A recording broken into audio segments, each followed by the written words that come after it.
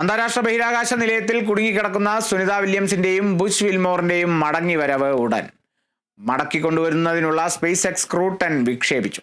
ഫ്ലോറിഡയിലെ Kennedy space സെന്ററിൽ നിന്ന് Falcon 9 റോക്കറ്റിലാണ് സ്പേസ് എക്സ് ക്രൂ 10 വിക്ഷേപിച്ചത്.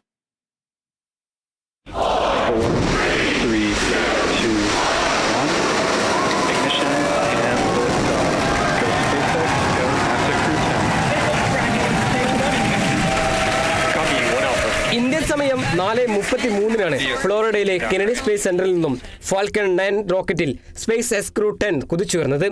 ആനി മെക്സിൻ, നിക്കോളാക്സ് അയോക്സ്, തക്കുയ ഒൻഷി, കിറിൽ പെക്സോവ് എന്നീ സഞ്ചാരികളും ക്രൂ 10 ദൗത്യത്തിന്റെ ഭാഗമാണ്.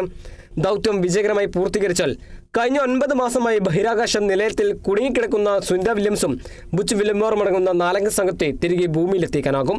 2024 ജൂണിലാണ് 8 ദിവസത്തെ ദൗത്യത്തിനായി ബോയിങ് സ്റ്റാർലൈൻ പേടകത്തിൽ പരീക്ഷണാർത്ഥം ഭൂമിയിൽ നിന്ന് ബഹിരാകാശ നിലയത്തിലേക്ക് യാത്ര തിരിച്ചത്.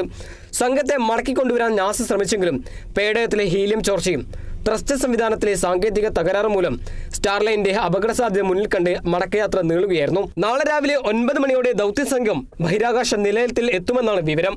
മാർച്ച് 20ഓടെ സംഘത്തെ തിരിച്ചെത്തിക്കാമെന്ന പ്രതീക്ഷയിലാണ് ശാസ്ത്രലോകം. International desk, Kerala vision news.